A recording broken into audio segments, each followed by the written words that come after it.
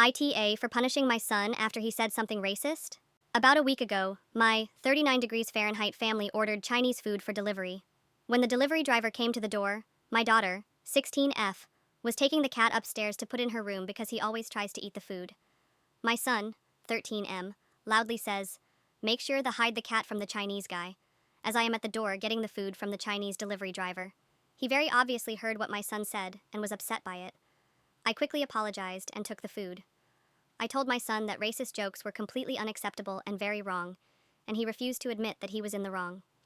So, later that night, I forced my son to write a sincere apology to the delivery driver.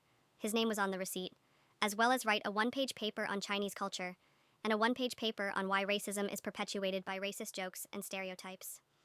Then the next day, I took him to the restaurant and had him read his apology aloud to the delivery driver, as well as give him the papers he wrote. The driver was very appreciative of the apology and thanked me for making my son do it. He then told my son about multiple instances where he had faced racist comments and attacks from people while he was a delivery driver. That night, my husband, 43 million, and I got into an argument about me making our son do this. He told me that it was embarrassing for our son to have to do the apology and that the punishment didn't fit the crime. I told him that it was much more embarrassing for the driver to have to face that kind of racism and racist stereotypes and that our son would get over the embarrassment. I do not condone any kind of hateful thinking in my house, and the fact that my son said that embarrassed me as well.